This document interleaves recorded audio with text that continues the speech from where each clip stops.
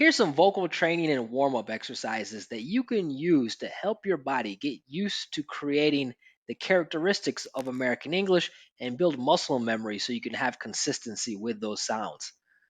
The first thing you want to do is teach your body and teach yourself how to have awareness of your face, your articulators, and what's going on.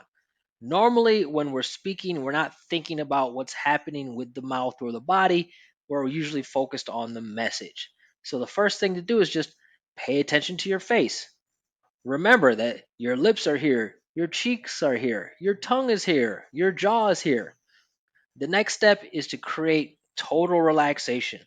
So, take yourself all the way to the edge of your comfort zone and make all of the articulators, the lips, the tongue, the front, the middle, the back of the tongue, all of the muscles here in the jaw, the soft palate. If you take your tongue and you run it all the way up the top of your mouth, all the way back here, there's a soft part. We call that the soft palate.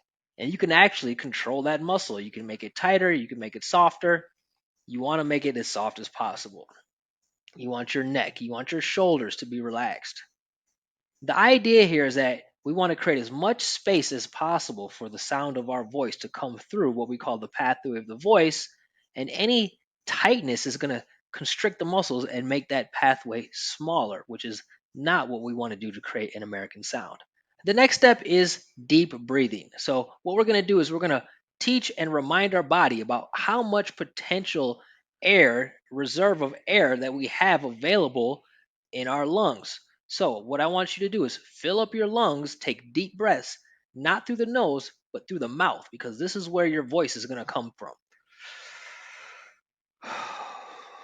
And pay attention how much space, how much reserve air we have. We're going to need all of this air. All of this reserve is going to be used to create an American sound. After that, we're going to find what we call the core sound.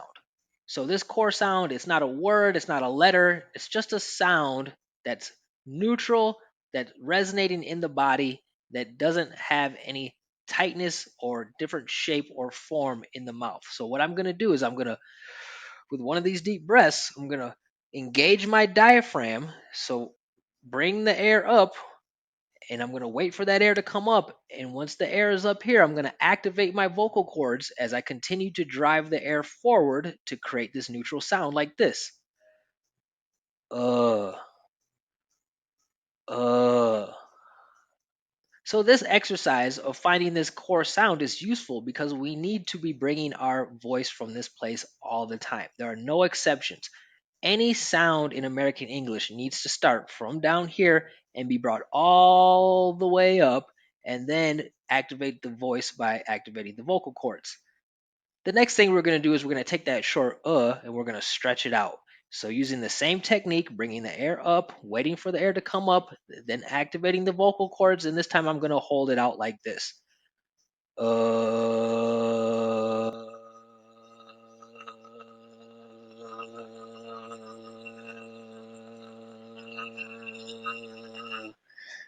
So, why is that important? It's important because you need to train your body to keep the sound and the air connected. When we speak, we keep all of our thought groups connected with the same group of air. The only time we make a pause or a break is when we change ideas or move on to a new thought. So, stretching this sound out will help train your body to keep the sound and the energy of your voice coming from the same place in one connected stream or group of air. After that, the next exercise we're going to use to gain total control of our voice.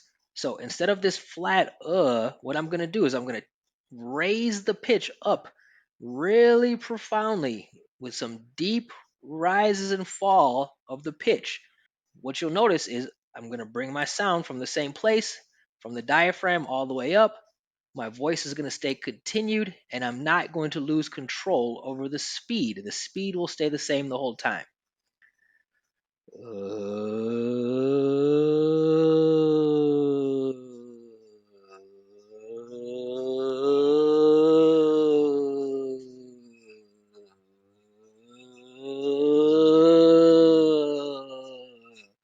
So if you can create multiple rises and falls in pitch, this is going to give you the skills and the strength that you'll need to create intonation while you're speaking, right? It's just like an athlete, a boxer who trains with heavier gloves than he's going to fight. So that way when he's punching, the lighter gloves will feel really easy. So when we're doing this exaggerated intonation rise, it's an exaggerated version of what we'll do in our sentences, but it teaches us how to control the voice from here, the diaphragm, to capture a natural sound. The last exercise is scaling. So what I'm going to do is I'm going to sing from A to G, and each step I'm going to move up in the scale or the pitch. And when I get to G, I'm going to highlight G. It's going to stand out the most. It's going to be the most highlighted sound, but it's all going to be connected by one group of air. Check this out. A, B, C, D, E, F, G. So, what I want you to do as you're doing this exercise is when you get to G and you're holding out that G, I want you to pay attention to how much engagement you feel down here in your stomach and your diaphragm. You should be having a very noticeable amount of tension or squeezing here for you to be able to hold out this G.